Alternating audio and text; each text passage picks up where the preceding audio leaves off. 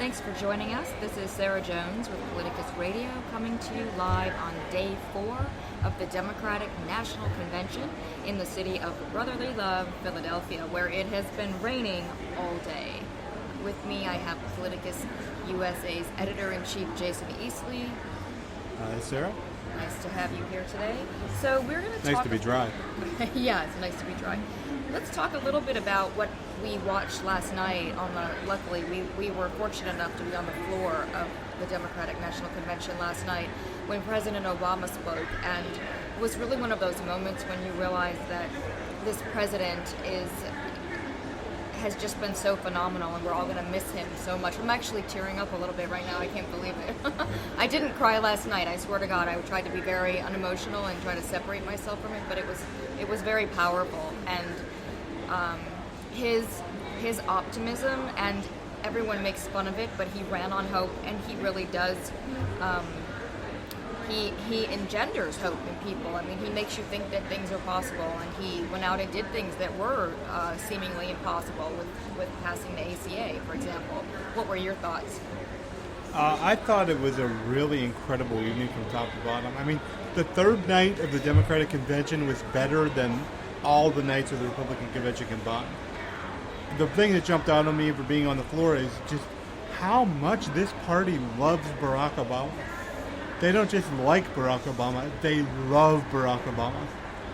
The hall hung on him. He took them on a journey last night through his presidency and set the stage for the next step for this country, which as he said, was electing Hillary Clinton.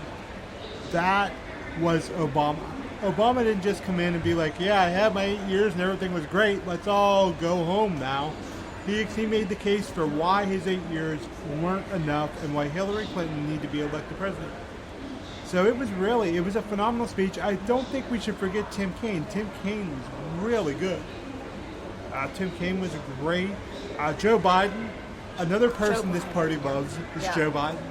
They love Joe Biden like your favorite uncle.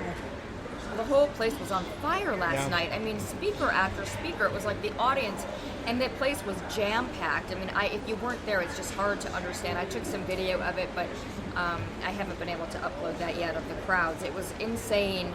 I didn't see an empty seat there, except behind. There were some empty seats behind the whole stage setup, but this is a huge stadium. Everybody was on their feet cheering. They cheered Tim Kaine on their feet. They cheered Vice President Joe Biden. And when Obama spoke, I mean, I just thought the whole place was, the signs were waving, the whole place was insane, and the love that they feel for him, you're so right. And when he gave that endorsement, and I know he's already endorsed her, but I mean, he so passionately talked about Hillary Clinton. And then the surprise when she came on the stage at the end, and they hugged each other in this way that, you've kind of never known, is their friendship real, or is this a friendship of political necessity and convenience? I was going to say convenience, but I'm not thinking that. I'm thinking more like they both have the same hopes for the country, and so they knew that together they could accomplish a lot. That isn't the same as a warm friendship, as a trust. It takes a long time to build up a trust with somebody, and I felt that when they gave that hug, it was so genuine. It wasn't like a pat-pat. I mean, they were clearly bonded, and it was really, really moving to me, and I think a lot of people felt that way. And, the contrast that you brought up from the Republican convention. From Darth Trump and the Death Star that swallowed Cleveland. Yeah. Right. That's what it was. Yeah, the tone is just different. The attitude is different. The ambiance is different. The confidence. Never underestimate the confidence of a party that's won 4 out of the last 5 out of the last 6 presidential popular votes. This is a confident party when it comes to presidential elections. Right, but I mean, not as far as they know who they are, but I don't mean confidence as far as they're going to win. Confidence as far as they knew who they are, they know what they want to do. There was no flailing around at this convention. I mean, but what I was going to say is just that it's taken a long time to get here. Yeah. But this is a moment that Democrats should pause to enjoy, because what it took to get here was a lot of compromise, a lot of moderation in ways that Democrats, especially liberals, didn't like and still don't like. And I'm not suggesting that we should stay there, but it does take those things in order to grow your tent to the point where last night on the floor, all you heard was the platform of the Democratic Party, which everyone was cheering, and basically matches up with where the American people are poll-wise. So what you have here is a party that is on the brink of just, it's, becoming huge and kind of taking back this negative impression, this negative brand that has been on liberals and on Democrats really since the 60s. And I think it's switching now. And it just feels incredible to be here and know that was coming and then see it coming. And here comes Hillary Clinton. She's prepared for office. And I can't wait to see her speech tonight. I can't wait to see it. It's going to be amazing. Yeah, the country's moved left. I think that she's done a really good job mirroring both the country's move left and the party's move left. She doesn't seem that out of step. I mean, there are a few issues that I think everyone can point to, but there are a few issues with any political figure you can point to and be like, well, I'm not so sure I'm on board with that. But in the case of Hillary Clinton, she's put herself now very much in step to speak for this party. There's no... Remember when this whole election started about 1 million years ago? Everybody was asking, can Hillary Clinton be left enough for the Democratic Party? I think the question's been answered, and I think she's just fine. She's a perfect spokesperson for the party. Is she perfect herself with the positions and ideas? No one's perfect. Is she someone who we can put in the White House and will work for regular Americans every day?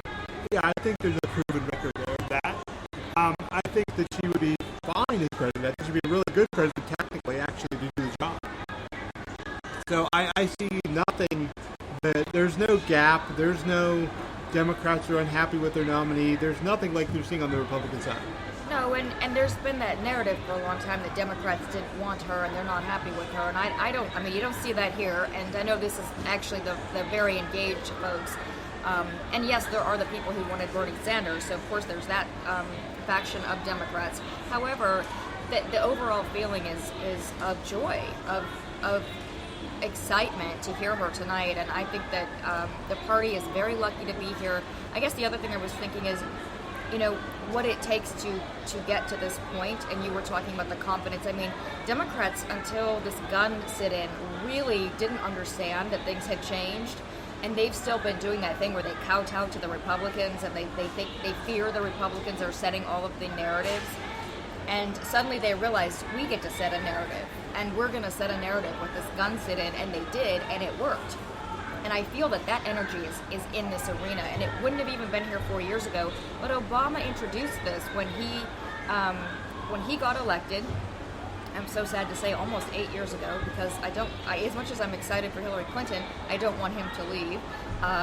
Can we have another? Everyone in the arena was saying that last night. 4 more years. Don't worry, when he's on the Supreme Court, we'll see a lot of them. Yeah, that's what I was hoping for. So Hillary could give us Obama. On the Supreme Court, yes, and a lifetime of Obama. I think everybody can get behind that. But I just saw that confidence of in a different way than what you were talking about. It's more of like, oh, we get to. The press isn't going to kill everything that we try to do and only run with the Republican side of it. And I think a lot of that was Obama, because he brought in this very liberal agenda, but he did it in this moderate tone. He's always seemed so reasonable, and he tried to talk to Republicans. And many Democrats were upset about that for a long time, and certainly it didn't reward him. But what it did do was tell the public, here is a reasonable, moderate type person. The independents, not the Republicans, obviously aren't going to think that. But and so he set that tone that allowed Democrats to grow their tent and sell their message to people who otherwise wouldn't have heard it.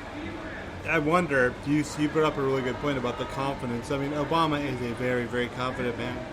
And you wonder how much of that confidence rubbed off on the party. How much of this party has been I think this party has been completely remade in his own image by his own actions and words. And I think this party's more diverse now. I think it's bigger now. I think it's more open now. And Bernie Sanders gets credit for doing the primary process part of opening the party. But the part about Democrats becoming even more inclusive and embracing their inclusiveness, not just saying, well, we support inclusivity, but really becoming inclusive on a lot of issues in action. That's Barack Obama. Yeah, 100%. 100%. He doesn't get the credit for that. Nobody talks about it, but you can really see how he buried a lot of liberal ideas in the first stimulus package. And a lot of people never even talk, nobody talks about it, but if you started going through that thing, you could start seeing all the liberal ideas that were in there. And people have complained about him, liberals, ever since he, got into office. But in fact, I think he's done a great job of I would say, growing the brand and co-opting people who wouldn't have listened because liberals and Democrats seem like the crazy, hippies, as they would say, from the 60s, and that's not what you see today. Everybody, you've got such a mixture of people here at this convention. It's amazing. But let's talk. The diversity is really incredible at this convention, isn't it? Yes, it is. I mean, you walk around, there's just so many people from so many parts of the country who have all different backgrounds, all different life experiences, and they're all together for this common cause. Now, what's going to happen tonight, I just want to briefly touch on this, especially because being a woman, and it isn't just to elect any woman, but this specific woman who has been fighting for women and girls and says that women's rights are human rights, and she's been making this fight around the globe. Her entire career she's been making this fight here in this country, but then later around the globe. And this is just going to be a huge moment when she accepts the nomination tonight. And I think that women and young girls around the world are going to see themselves differently. And I know that I saw a lot of African American people after Obama took office, kind of realizing that now this is a dream that they can have and it's real, and it doesn't have to be for people to act like, oh, that's, oh yeah, one day you'll be president.